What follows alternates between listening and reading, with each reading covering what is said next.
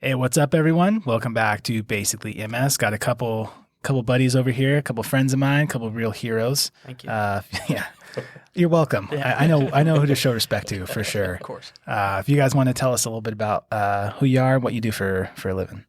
All right, so my name is Kolby. I'm a local firefighter EMT here in the Valley and been with my current department for about 3.5 years. My name's Cody. I'm also a local firefighter, EMT here in the Valley, and I've been with my department for about 2.5 years. And then you guys were EMTs, local ambulance service for how long before that? I did a total of 5 years. Okay. I was full-time for 3 years and reserve for about 6 months prior. Okay. And then you guys have previous fire experience as well, right? Yeah, we actually both volunteered at the same spot in a different state. I only did it for just under a year, but it was cool. We got to live at the fire station and work at Yeah, shift. it was awesome experience. I was there just over 2 years, just shy of 2.5. Got to live at the fire station full-time, got to be part of the crew as a volunteer, but also kind of like full-time staff. Yeah, got a lot of great experience there, and that really helped, at least I know for myself, helped solidify my EMT skills and then get me to where I'm at now. Yeah, totally. It's a good starting spot. Yeah, which is perfect because that's what we're here to talk about. I know most people getting into this because I was the same, getting into the EMS world. Like I want to go work in the fire service, and sometimes, like for me, I did the fire academy, I did all that stuff, and then I became a paramedic. And I was like, dude, this is cool. Yeah. And I just I wanted to stick with the EMS stuff, and kind of my path went a different way. But you guys kind of achieved what most people are looking for. So that's kind of what we're here to talk about your path and how you got there. So if you guys wouldn't mind just kind of giving kind of a rundown of where you started at, because I think you guys both did some high school stuff, and whoever wants to start, kind of tell us like where you started and kind of your pathway to get to where you're at right now. Yeah, in high school, my entire life I was trained to be an NFL quarterback for the San Francisco 49ers. And then my freshman year, I didn't even start on the freshman team, let alone varsity. So I guess that dream was kind of crushed. And it's funny, I was in a speech class in high school, and we had to do a speech on like our past, our present, and then what we want to do in the future. And I had no idea. I didn't want to say be cheesy and say I want to go to the NFL. So I actually Googled like, what should I do? And typed in a bunch of words that fit me, and firefighter was first on the list. And I was like, actually, yeah, that sounds pretty cool. Like I started looking more into it. I did my speech on that. And then luckily enough, the very next year I met Kolby in high school. We became like instant best friends. And our high school offered a firefighting class. And it was like an elective you could take the next year. And so I signed up for it. It was like perfect timing. I was like, I just did my speech on this, and now they're doing a class on it. Like, that's awesome. I'll try that.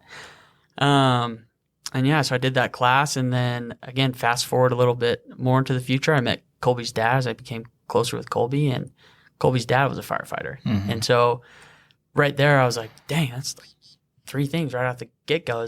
I Googled it, now I'm taking a class, and now I'm talking to a real firefighter. And I just picked his brain, and I was like, so this is your job. Like, this is what you do for work. And he's like, yeah. Oh, yeah. Well, I don't have to come to work. I get to come to work. And I was like, what? Oh, my gosh. Like, my dad hates his job.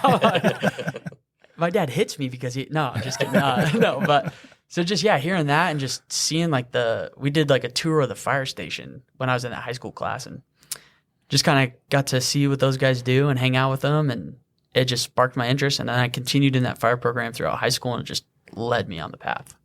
So. Do you feel like that was really important or helpful for you eventually getting that job on the fire service? I think so. It opened up so many doors and just like sparked a passion.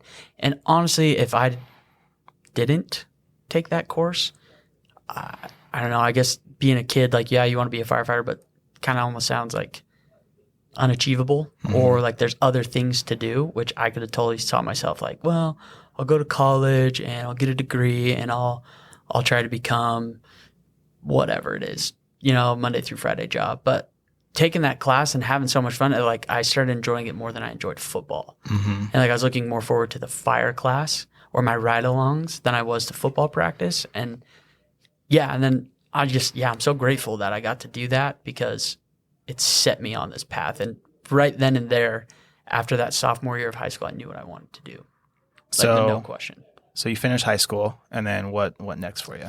Yeah, so we had a rep come down from another state, from a college, and basically said, you guys will have an in at our program and get a fire science degree, and we do this, we do that, we do this. And on all my ride-alongs with another local department here, they were like, if you want to be a firefighter, you got to go here. Mm-hmm. You want to be a firefighter, you got to go here. I was like, deal, that's what I got to do. So I ended up doing that. Again, I got lucky with that resident volunteer position so they could house me, but school was just so expensive, and obviously I was 18, 19-year-old kid, and I didn't even know how to fill out student loan paperwork. So I ended up dropping out of that school and coming back here. But yeah, I mean, again, just the doors that were open, and it was on a more serious level, and we're doing actual ride-alongs where like it's me and a couple other students on a fire engine. Mm-hmm. And we weren't really running calls per se at school, but when I'd go back to my department, then I'm on the ambulance running calls, or I'm on the fire engine running calls and just learning. And yeah, I just, instead of, could have gone either way of like, yeah, man, this isn't for me, I don't like it. But it was like, I cannot wait to do this for the rest of my life. So yeah, that's how I ended up over there. And then coming back, and I was just like, I'm going to go home. And I was in a lot of debt. And I was like, the first thing I'm going to do is find an EMT class, take that EMT class, which I went here, and started working 911. And I was just like, what can I do to make myself a better candidate to get on a fire department locally? I wanted to be home as well. I didn't want to go out of state. So. Mm-hmm. And so Kolby, your path was fairly similar, right? Obviously, maybe your start was different because your dad's a firefighter. So were you the 3-year-old in the turnouts wanting to be your dad and all that? My dad started at full time when I was right around 8 or 9 years old, and I joke all the time that I actually knew I wanted to be a firefighter before he did. As Cody alluded to, I was that kid that wanted to be the firefighter, the unrealistic expectation of, yep, I'm going to be a firefighter, and there's no other. It was also the same, NFL quarterback or firefighter. Mm-hmm. And I realized pretty quickly that it was firefighter. Mm-hmm.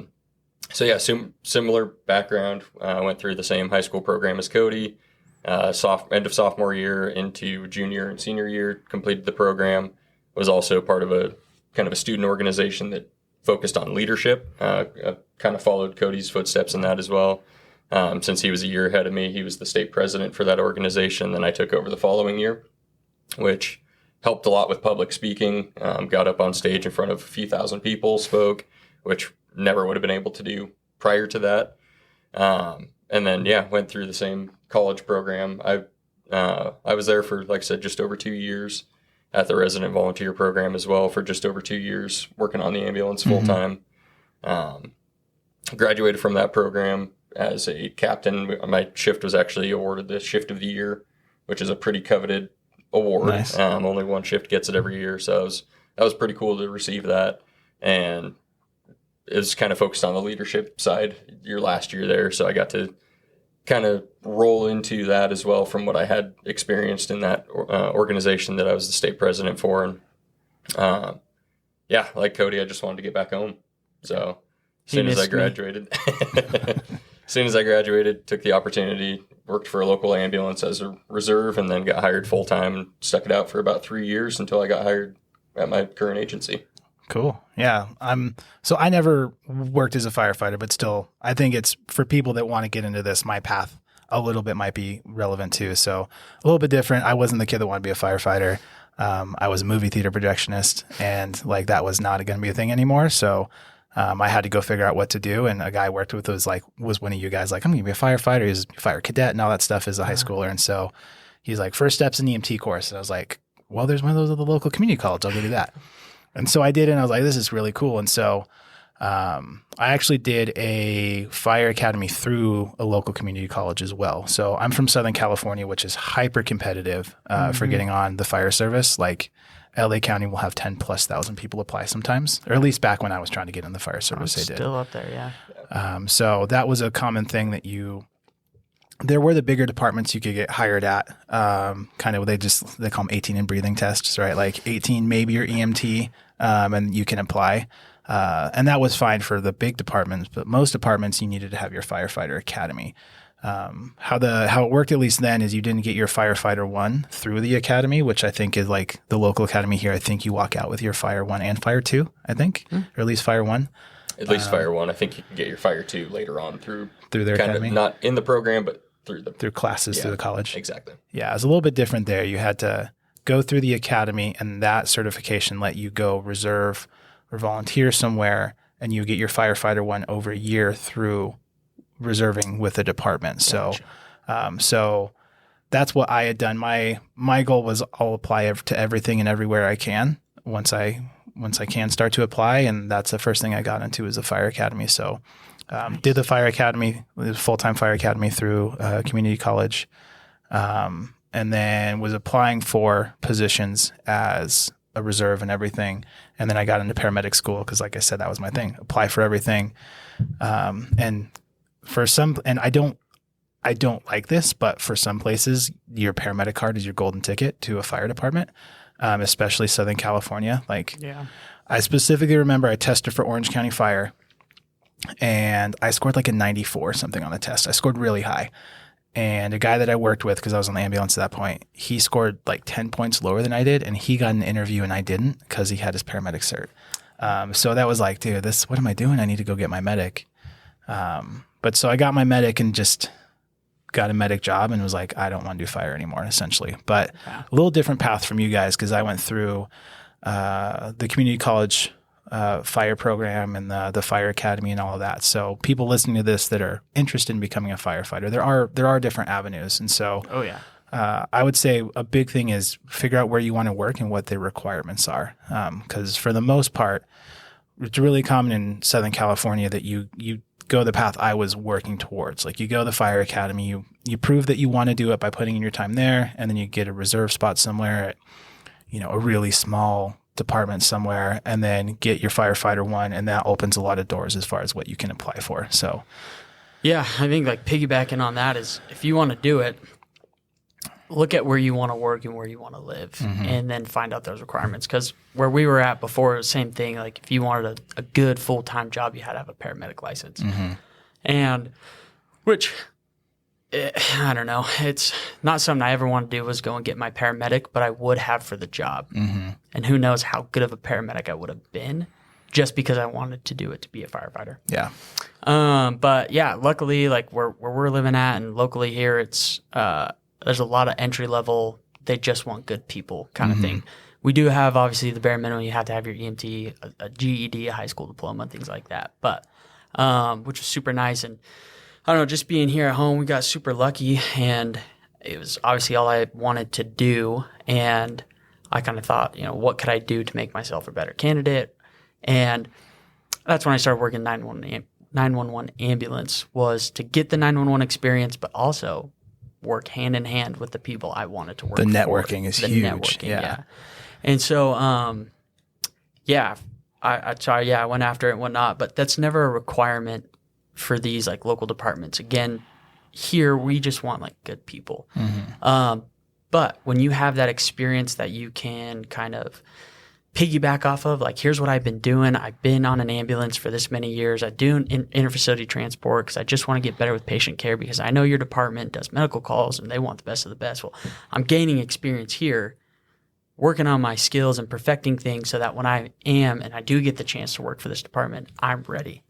So it's not necessary, but it would help trying to show how bad you want it. And plus, like, I wanted to work for the department I'm working for now for 8, 9, 10 years. And I took their test 5 times before I even got an interview. But 5 years of working hand in hand with these guys and gals, like, I got my interview, and it was everybody's making phone calls to me. Hey man, I heard you pass the test. Let's get together for a mock interview, and I'm going to figure out who's on your panel, and I'm going to chat with them, and you can put me down as a reference, and I'll write you a letter of recommendation. And it was just awesome. But if I was just doing anything else outside of that 911 community for 5 years, nobody would have knew who I was besides, oh, this guy's coming in for an interview. So yeah, it was a blessing. I kind of cornered myself too, only testing for this department And when they test once a year, maybe, or sometimes once every other year, it was kind of tough. And I enjoyed the ambulance, but as you guys know, it's kind of hard making a living working as an EMT. Oh yeah. And long busy nights and busy shifts and as much overtime as you can. And it's a rough life. And again, I was just holding out for this department. Well, by the last year I worked for that ambulance department, I was like, screw it, I'm testing everywhere. And I threw my tests all around the country, and I was getting interviews, and I started gaining interview experience and then test experience. And I was like, yes, sweet, this is getting better. And right as I was about to quit the ambulance company, like either I'm getting a fire job or I'm going to go teach full time. I'm out of here. And I just lucky enough, I got past the written test for that department. I chalk it up to being able to take a bunch of tests, and then having 5 interviews under my belt going into my dream spot. It was just like, yeah, the job's mine. I am going to go and get this job. Like I have to prepare, but I'm at a more advanced preparation now. I don't have to like start from day one. And it's because I got all these interviews at these other spots that I may have taken and I didn't. But yeah, I'm glad that I got that experience. And so you can't just, in my opinion, you shouldn't shelter yourself to one department. I see that a lot, like, oh, I only want to work for this department. I only want to work for them. And I missed it last year, so I'm waiting for this next year. Well, you're not doing yourself any favors. You've got to test everywhere. You've got to get test experience. You've got to get interview experience, because the test I took never gave me feedback. It said, hey, you got an 85%. You need a 90. Sorry. Whereas other tests, it's like, you're lacking in this part and this part of our test. So it's like, oh, I can get better at that by doing X, Y, and Z. So now come around to my dream job. I know where I lacked. I've prepared for it, and boom, I passed the test. And then the interview, it's like, I got lucky. My first interview wasn't for my dream job. Yeah. I wouldn't have got it. You had to fail before you succeeded a little bit. Yeah. 100%. And I went and interviewed with some small department in another state, and it was embarrassing. And I was like, yeah. They were like, dude, if you would have just told us you can feed yourself, we would have hired you. And I did that bad. But I got to write down all their questions that they asked me, took it home, studied them, asked my buddies, like, how would you answer this? What would you do here? And then I worked on it. And so, yeah, the time my dream job came around, I was able to crush it. Yeah. Yeah. I want to get Chloe's perspective on that and kind of your path too. But real quick, I want to tack on when you were talking about your 911 experience, like, don't discount the work that you put in and the fact that you showed up every day as the guy they wanted to work with, right? Like that, you can't just go and be like, I'm going to work with this department, this 911 department that runs calls with my dream department, and they're all going to love me, right? Oh, yeah. Like you 100%. need to show up and you need to show them who you are, and you showed them, and that is why you got those phone calls, right? Like that's a very good point. I love EMS. I really do. Obviously, the ambulance wasn't my end goal, but I treated it like I'm going to do the best I can. Yeah. And it's easy to show up to work after a busy night and be like, you know what, I'm sitting in the recliner today and just sleeping all day, and I'll empty the trashes later or whatever. But it takes 10 minutes to do house chores. And again, yeah, that helped me going into my interview, because it's like, we've seen this guy work. We've worked with him on calls. He's nice to patients. He does a good job. He's putting in the work. He's nice to us. He gets along. Like, we could see him being on this department. Well, we've also seen him at the station. He's doing the house chores. He's cleaning up after himself. He's respectful. He's whatever. So, yeah, I'm fitting the mold. Well, there's been multiple people that have tested for local departments, gotten the interview, maybe did a good job, but it's like, we've seen this person work. Yeah. We've seen how rude they are to patients, or we've seen how lazy they can be, and this and that, and we don't want to hire them. Yeah. So you can make your bed and lie in it, or you can actually take it as an opportunity and succeed in it. Yeah, and that's exactly my point, right? Yeah. Like, learn their names, introduce yourself, be friendly, be those things, because they remember, right? Like, you firefighters are kind of sensitive sometimes. Absolutely. Absolutely. And that very easily could have gone the other way, like you said. We've seen this guy. We don't want him here. He's not going to fit our culture. 100%. Very easily could have gone the other way. But you have to show up every day doing the work. Yeah, and we tell our, because we tell our EMT students that all the time, like, that's day one.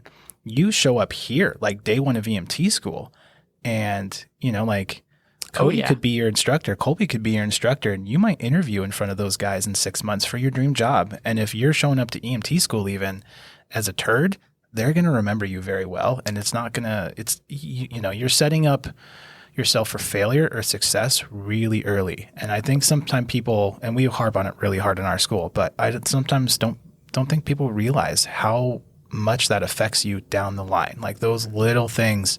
Are you taking the trash out? When you show up on a call, are you saying like, hey guys, how's it going? You guys having a good shift? Cool, right on. Are you treating your patients with respect? Because that matters to the job you want to get. Is your gurney made and looking professional? Is your ambulance just absolutely destroyed? Did you wash it in the morning? Exactly. Yeah. All that stuff makes a difference. There's so many little things. Like at my house growing up, like dishes got put in the sink. At the end of the night, the dishes got put in the dishwasher. Mm-hmm. And me being an 18-year-old at the fire department where now I'm living, that's all I knew. And I'd finish eating and my dish goes in the sink. And then at night, I'd put it in the dishwasher. And that rubbed a bunch of dudes the wrong way. Like, this kid is late. Like, put your dish in the dishwasher. Yeah. Like, yeah, that makes sense. Like, I didn't know that. I didn't know how to cook, or like my room, like, yeah, I put clothes on the floor. Well, it looks sloppy. But at home, I'm just a teenage kid, right? Like, I never really got that much flack about it until it was super bad. But at the station, I'm throwing my clothes on the floor because that's what I do at home. And it's like, hey, this is sloppy. This is a professional department. Like, clean your room. It's like, oh, yeah, for sure. So I'm glad I had that experience at 18 years old to make those mistakes and learn how to cook, how to clean, how to be professional, when to stop being annoying, right? How to do the right things. And now it's like, I got that experience and I carried it over to the ambulance company, right? Once I was done eating, the dishes were in the sink. If my training officer ate and put their dish in the sink, then I would put them in the dishwasher. And doing something as small as putting somebody else's dishes in the dishwasher, like, puts you so high up on their list of like, I can trust this guy. Like, I don't know, or just putting stickers back on the cables after a call. And like, I was praised when I was in that training phase, like, the trashers are always empty. He does my dishes and his dishes. 12 lead cables are getting placed back on. Like, just small things. And it's like, that's what I messed up that call so bad. I made so many mistakes and you reamed me for it. But now you're praising me for sweeping out the bay? Yeah. Like, those are the things that are going to, like, get remembered. And, like, how you actually gain respect is doing the little things. You're going to learn the medical side, the hard stuff. Yeah. Really, really hard to teach those little things, and we really don't have time to do it. So I'm glad I had that experience to where dudes weren't afraid to be like, this looks sloppy, dude, and you're lazy. Yeah. I'm like, I just didn't know. But I made those mistakes there and fixed them, and then I can come into my dream department with a good reputation because I know how to do the little things. It's a lot harder to teach character than it is to teach medical skills. Right? Like that's easy. Having been an FTO, that's easy, but if somebody shows up with a bad attitude or like, poor character, that there's a little we can do. Yep. It's up to them to make that change and all that. So, and it's hard to teach initiative. Yeah. Those people that are taking the trash out, sweeping out the bays without being asked to, that is something that's hard to teach. It has to just be innate in a way. Yeah. Or learned a little bit too, right? Like, you need to fail enough and be like, hey, I need to be better about this because you're going up against 500 people for that fire spot you're trying to get. I guarantee a lot of them have that, like you need to set yourself apart somehow, or at least have that baseline because that's the baseline they're probably at too, so. And there's two ways you can take it. You can be like, yeah, I put a plate in the sink. Is it that big? If you're that worried about it, you put it in the dishwasher. That's not going to get you a career. That is not going to get you liked one bit. Yeah. Yes, sir. Sorry about that. My bad. I won't do it again. Yeah. You put it in the sink or you put it in the dishwasher and don't do it again. And now it's like, perfect. I can tell him to put a dish in the dishwasher and there's no worry. He's not crying. He's not, beating himself up about it. He's going to fix it. Now we can trust him on the fire. Now we can trust him on a medical call where he makes a mistake. I'm going to tell him how to do it differently in the correct way. I know he's going to get it done, and now I can trust him. Yeah, teachable. It's a big thing, being teachable. 100%. And with that similar background, even working on the ambulance, I was approached by a supervisor one morning and asked, who taught you how to clean? And I was like, kind of taken aback, saying, why do we need to do some remedial training? She asked who my field training officers were. I listed them off. She goes, no, that's not it. And I was like, okay. Was it Chris? What do we need to do? And she goes, no, it smells clean every time you come in. Before I even come out of my room, it smells clean and you do a great job. I told her that I had some fire experience before and she goes, there it is. That's what it is. And then about a month later, I was approached by another supervisor I hadn't worked with before, and they brought it up. So it goes to show that even doing the little things, it carries weight. Yeah, and I mean, I started out as a reserve for the ambulance company, like wanting to go full time because I just wanted to do it more. And instead of working my other full time job and only volunteering, I was like, I want to do this full time. I had to do a second interview, and that's all they talked about was like, like we're very interested in you because you're coming in early and you're sweeping out the bay, even if it's raining outside. You're washing the rig when it's snowing, and the station's never a mess. And just like that was what they talked about in my interview after they saw me do it for so long. Instead of like, on that code blue you had, you were doing so good on this. And so that didn't get brought up once. It was you come to work with a smile on your face, with a good attitude, and it's just it lightens up everybody's mood, and you're just happy to be there. Plus, you're doing all the chores. It's like, yeah, you guys put it on a piece of paper that says today we're going to do these chores, tomorrow we'll do these chores, and I feel like it's bare minimum, but to them it was everything, and that's what got me a job. Yeah. So Kolby, you kind of your experience too, right? So you go through the high school program. And then you get the 911 stuff, and kind of what was your experience there, and kind of what was your path to your actual job? Yeah, so worked for the ambulance, the 911 ambulance, full-time for 3 years. And during that 3 years, getting the FaceTime with all the local departments, unlike Cody, I didn't kind of corner myself to one department. I started testing around the valley. With being here, I wanted to be home, so I kind of limited myself to here in the local area. But not just one department. And then at one point I tested for a department, loved the culture that I saw there, finished second on their list by half a point. And it was a start on the line Monday, no academy, you learn on the job. Because they had a medical retirement and a very need right now. So I kind of kept going back to them, and then eventually tested with them again. Got an interview, and I was like, okay, I've had a few interviews. I took every opportunity on the ambulance service to try to get a promotion, put myself out there to get more interview experience and really kind of build that resume, if you will, and kind of build that data bank of questions and how I know I'm going to answer those. So got an interview with that department, went to my dad's department actually, and did several mock interviews with several different crews over there, and I got some very brutal feedback. I think the first mock interview I did, I answered 45 questions in less than an hour.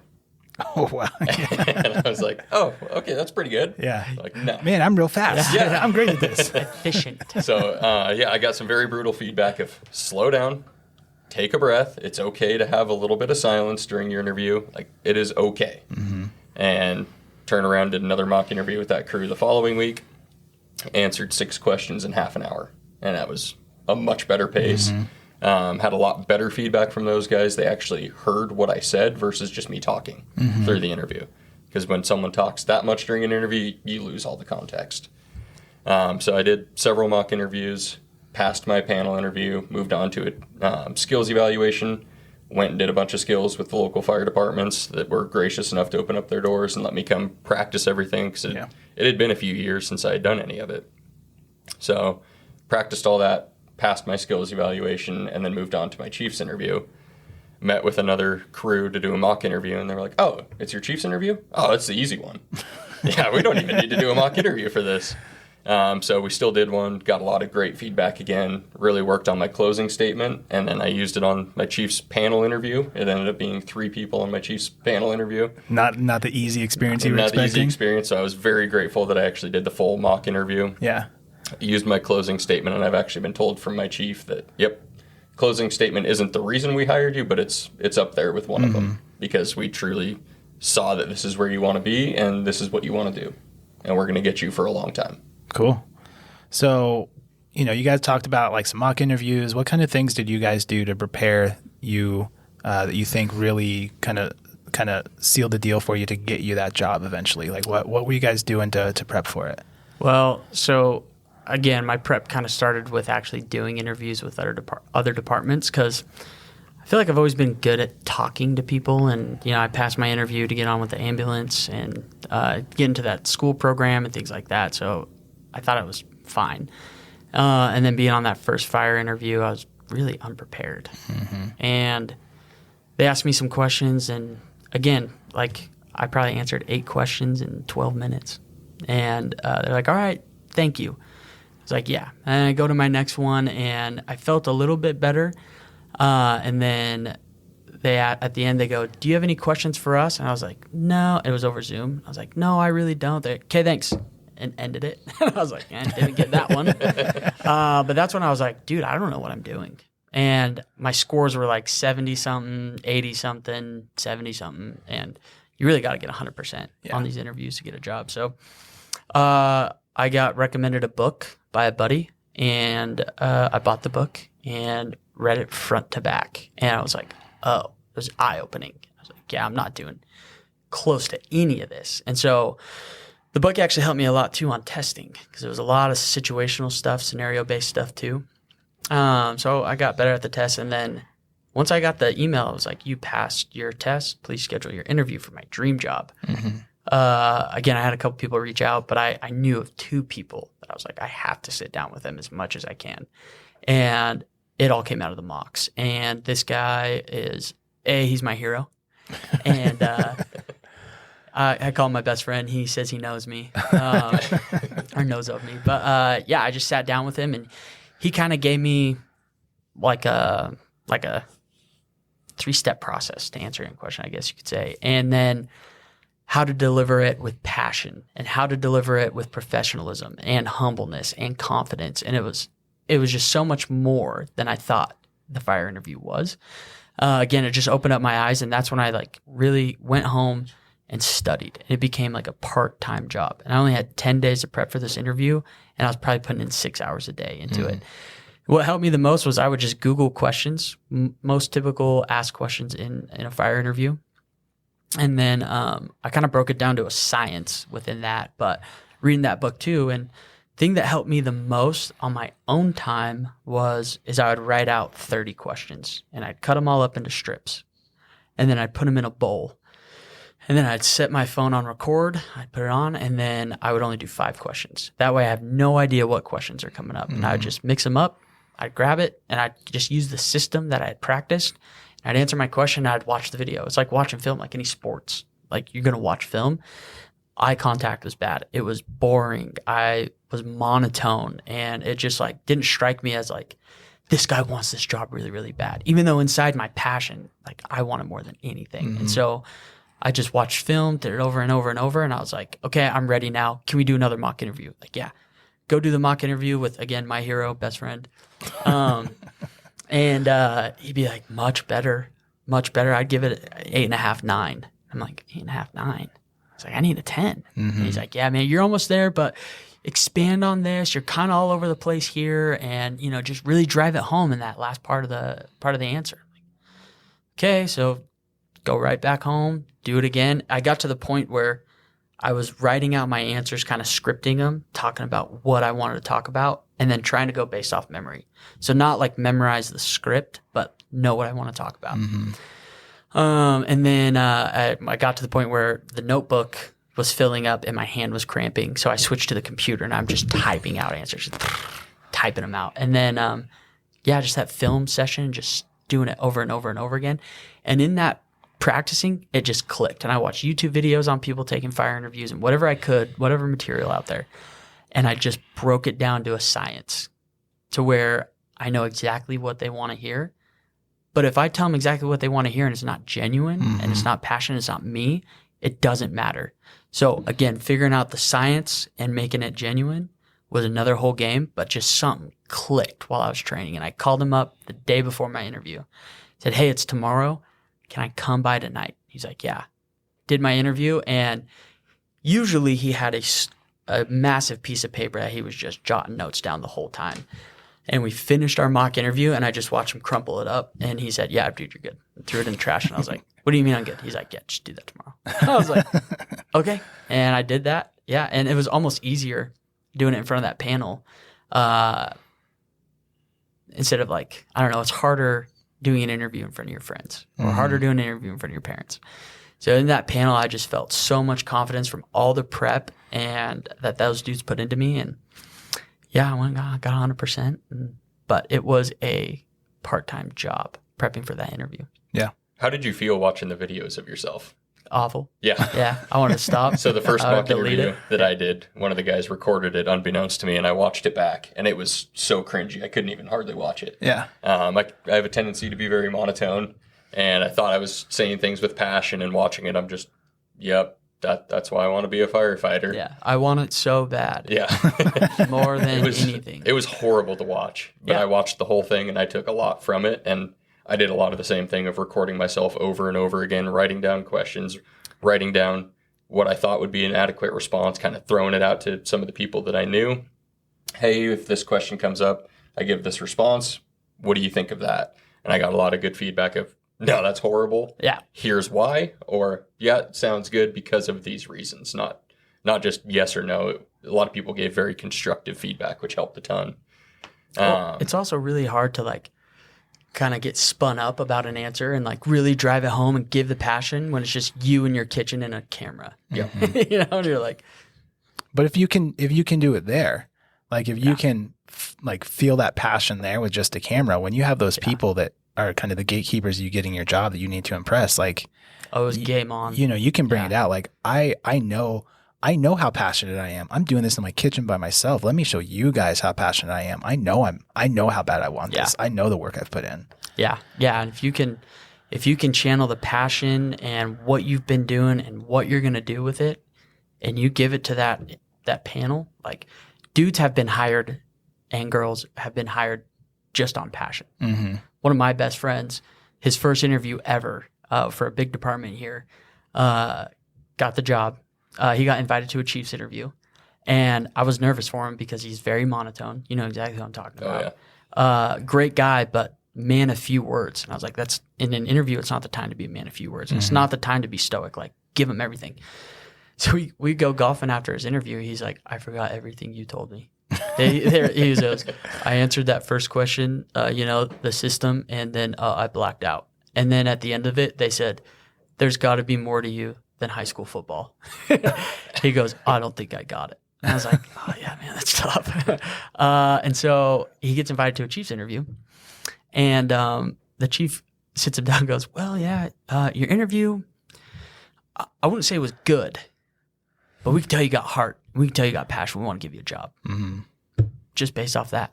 So if you can really show who you are in an interview and the type of person you are and the type of person you're going to be, man, that might be enough. Mm-hmm. I wouldn't lean on that because it's a point system and there's, like you said, 500, 700, 800 people testing for this job. I want to make sure I'm as polished as possible. Yeah, you But can't. for him, it worked. You can't, be lazy about it, right? Like, Yeah. if you have that passion, you should be putting in the work. If you're not willing to put in the work, then why are you there? Like, Yeah. what are you trying to do? It's not an everyday job. I mean, there are so many people out there that want a fire job. And when we only hire once a year, up to 20 people max, you have to come in and crush it. Yeah. You have to. Yeah. So if you don't, you guys were fortunate enough, and you put in the work to know people and make those connections at networking, like we talked about beforehand, of people for mock interviews. Mm-hmm. If you don't have, somebody's listening to this and they don't have that. So would you just say, like, in front of the mirror, videos, like, how are you going to prepare if you don't have the capability of having firefighters you don't have a firefighter dad, or you don't have that relationship with anybody? So, like we've both talked about, watching myself on video, it was very painful to do, but I gained a lot of, I guess, perspective from that. Mm-hmm. So I would say if you don't have someone that you could reach out to or that you don't trust to be able to give you constructive feedback, because a lot of times family is like, yeah, you did great, which isn't what you need. They want to be supportive, maybe when they shouldn't be. Exactly, but you need that constructive feedback of, no, that sucked and here's why. Mm-hmm. A lot of that was self-reflection of watching the videos that I did and kind of realizing, like, wow, I thought I was passionate about this, but I don't portray that at all. Yeah, my opinion is, like, be as resourceful as possible. So to get a job at 99% of departments on this side of the country, you have to have an EMT. Mm-hmm. So when you go to EMT class, like, ask your instructor, hey, do you know anybody in the fire service? And that's my first resource. Or have you ever been on an interview panel for the fire department? Or have you ever tested anything? Ask them all the questions. Be respectful. Don't expect them to give you everything. like you're coming from a very vulnerable position. You got to be thankful they're even taking the time to talk to you about that. And don't be afraid to do it. And then I would call my local fire department. Just, hey, you guys are right around the corner from my house. I'm so interested in the fire service. Is there any chance I can maybe come by and talk to you guys about the job, or somebody's info you can give me? And I get texts all the time. Hey, dude, this guy's super interested in this department. Can I give him your contact info? Sure. And I'm more than happy to talk to him about whatever. But there's people like that all over in the state, the country, that want good people to work for the fire department. So we're always looking. But that's where I would start. I would say, hey, what can I do? And then if I do get the opportunity to go to that fire station, then I'm bringing ice cream, I'm bringing snacks, whatever. Just like thank you for their time, right? Look the part too. Dress nice. Have a collared shirt on, pants, be shaven, things like that, just to make you look better already. Because we do get a lot of people off the streets that are like, oh man, I want to be a firefighter. It sounds awesome. And it's like, you don't even look the part. Like, I don't know. I don't even trust giving you my phone number right now, let alone trust you working with me and going into a fire or going into somebody else's home for a medical call. You know what I mean?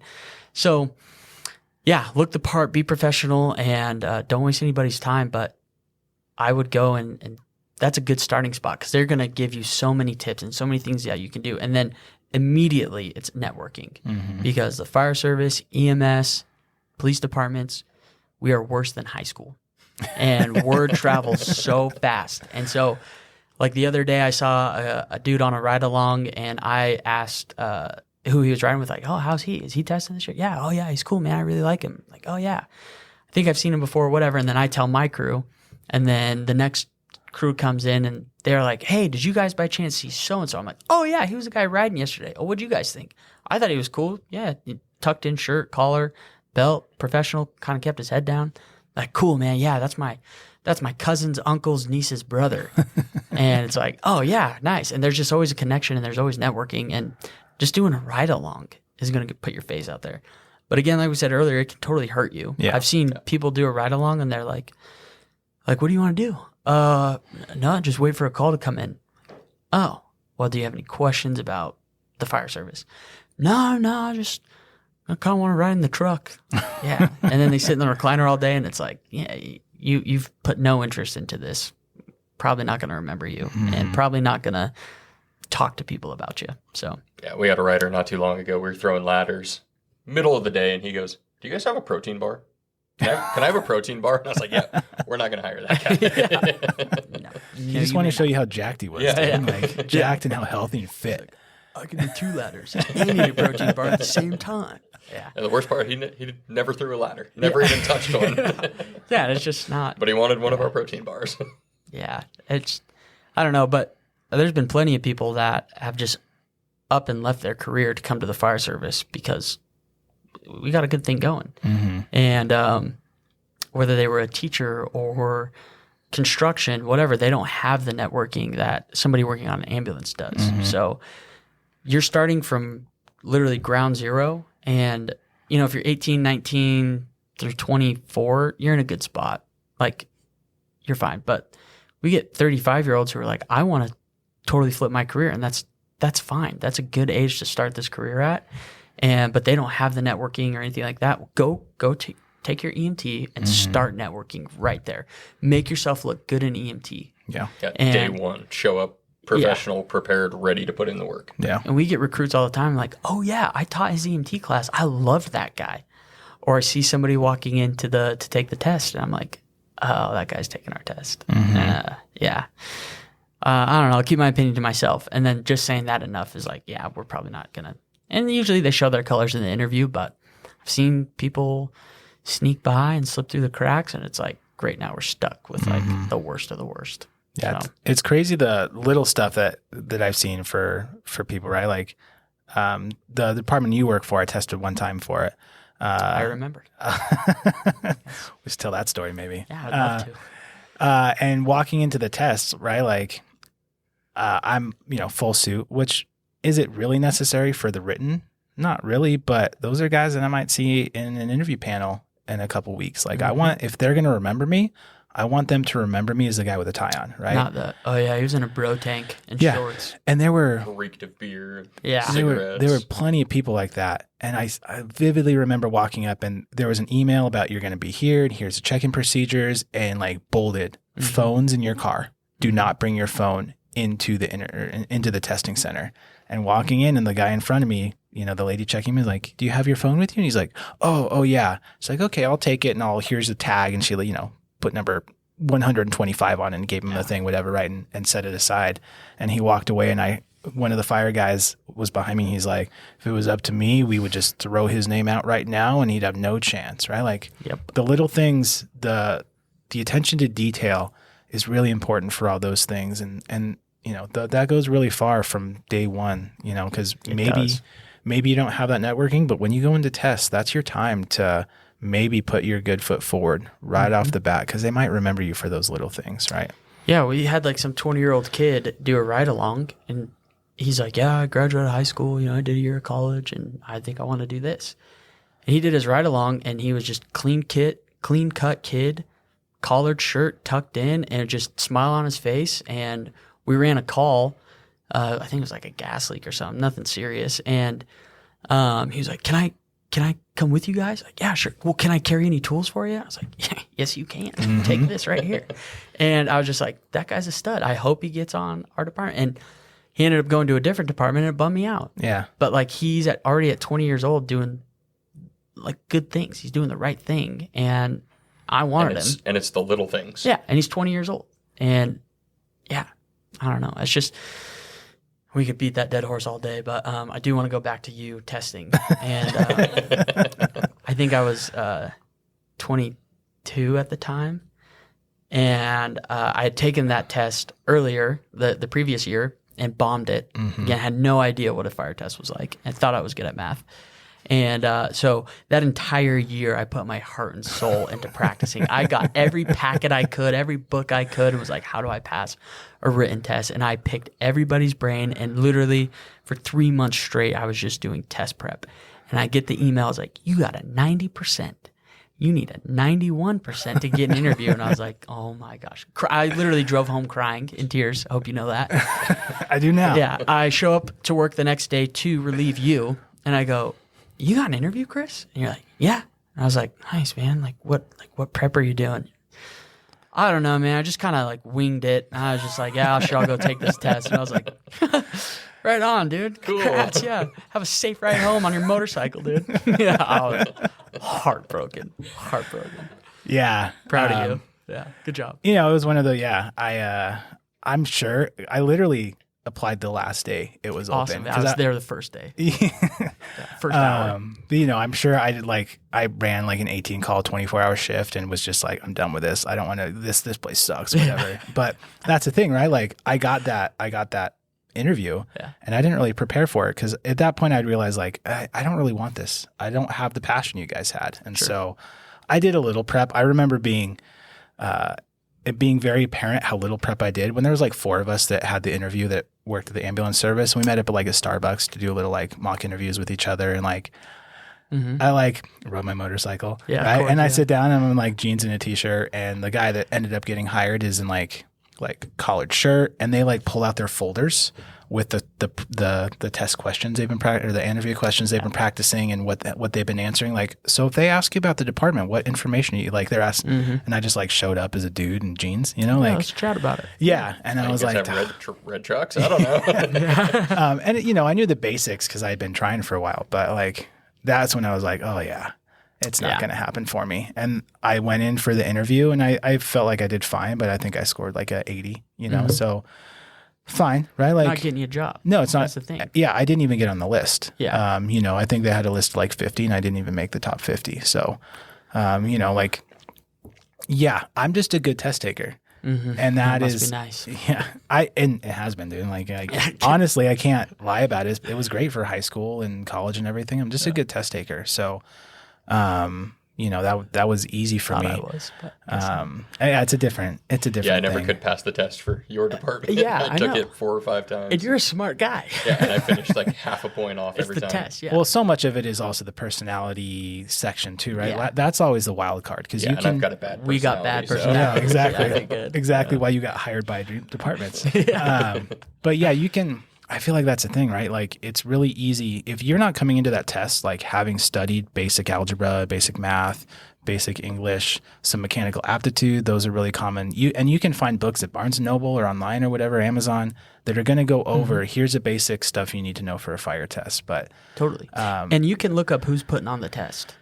You can say, what test company are you using? And they will typically have some sort of like study guide. It's not the best. Some but resource it's for you to something. use. But I do want to say something to your point is you can be a good interviewer or a good test taker, and that's awesome.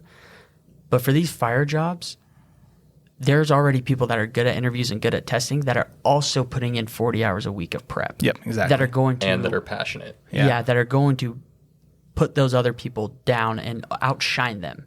Whether you're passionate or not, if you're not preparing, the panel knows.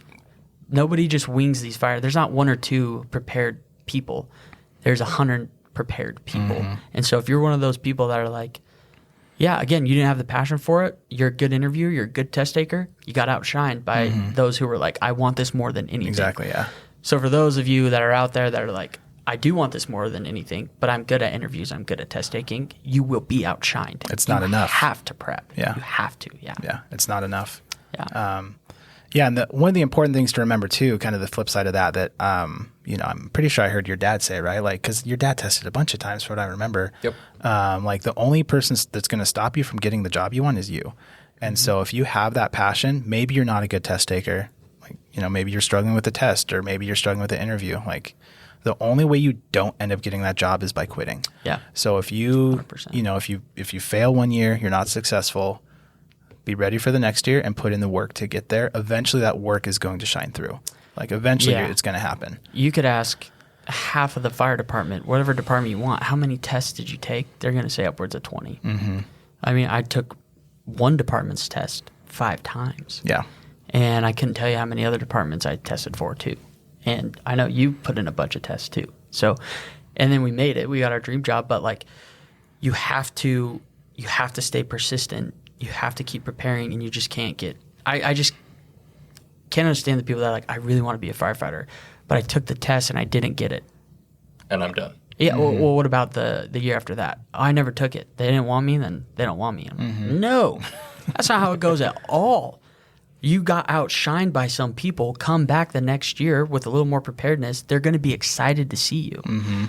There's plenty of dudes at my department that had to interview 2 or 3 times for my department, and they were like, man, every year we hoped he came back and just crushed it. He's close, but didn't get it. He was close, but didn't get it. But we were excited to see him the next year, and that's how it goes. But like you said, the only reason you're not going to get a fire job is if you stop trying. Yeah. Yeah. How many years did it take you to finally get your dream job? I took 5 tests, so yeah, 5 years. Yeah. It took me 8 years of testing to finally get on with the department I'm on now.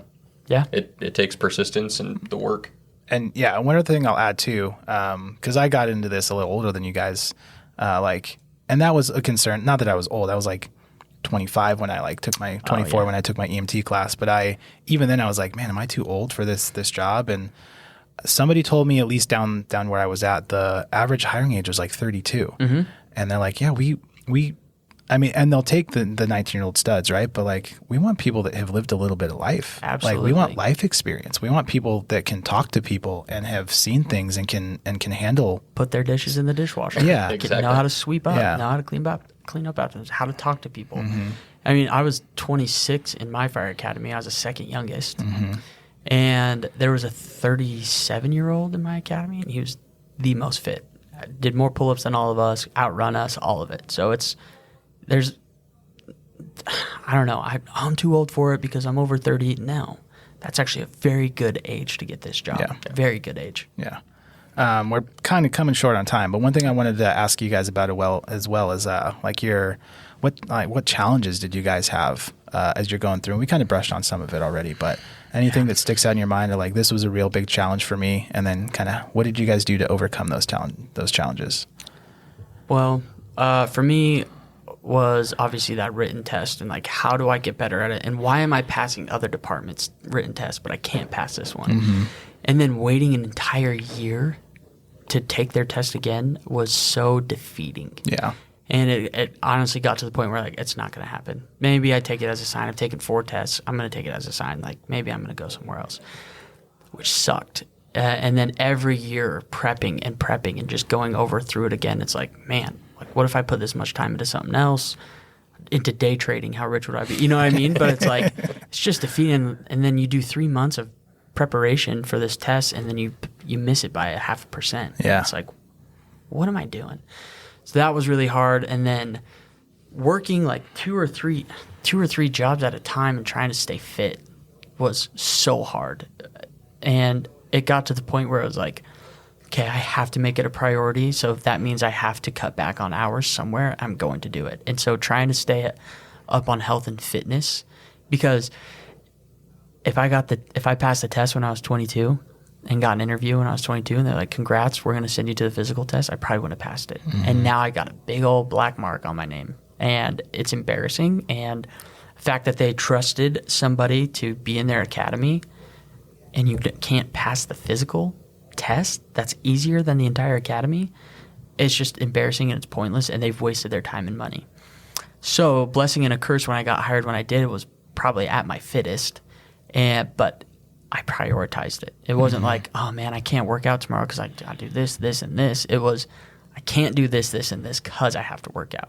And golfing with the boys, or going hanging out with my friends, or doing a guys trip, it was like, I can go if there's a gym, and if we're not eating pizza every night, because like 3 months from now I might have a physical test that I have to pass. And yeah, I did. But that was really hard for me, balancing fitness and low paying jobs.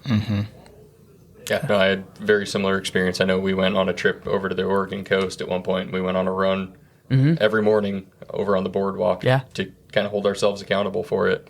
But yeah, I had a lot of similar experience, and trying to keep the motivation was kind of a hard thing, because it's only a test once a year. So you're like, I have a whole year till I can even try again.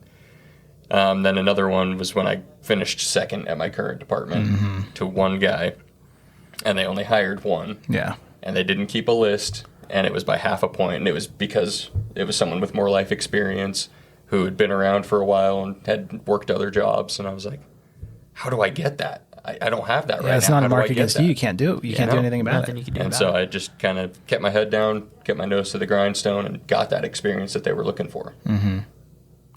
Yeah, I mean, if I could go back and do it all over again, I would, because I knew I'm getting this job, and go through that struggle.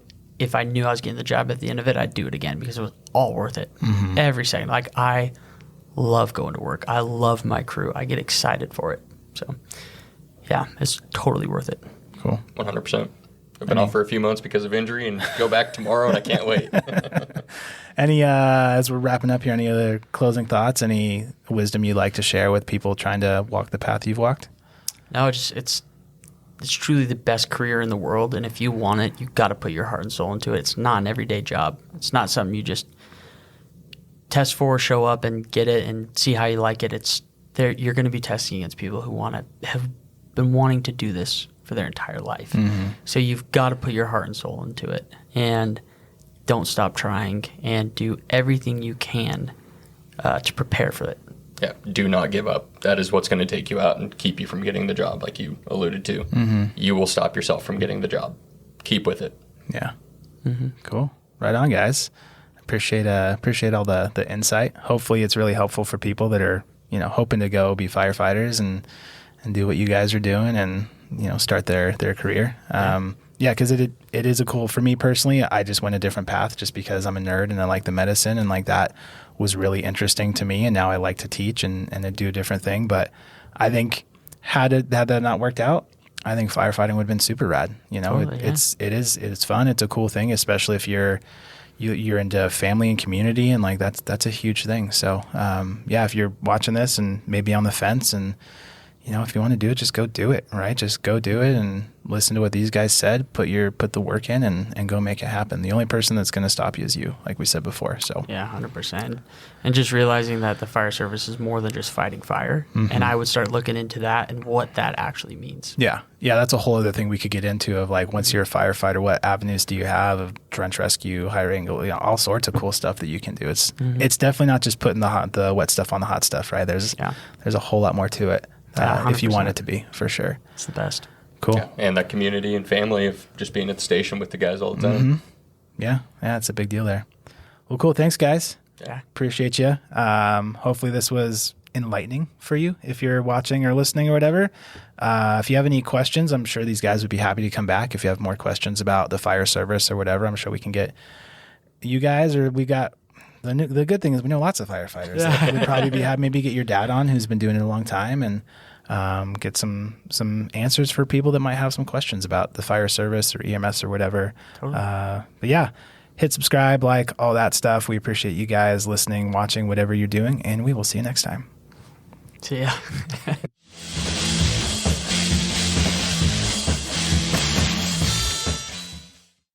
You got to do the finger guns because we don't have wave here. Thank you.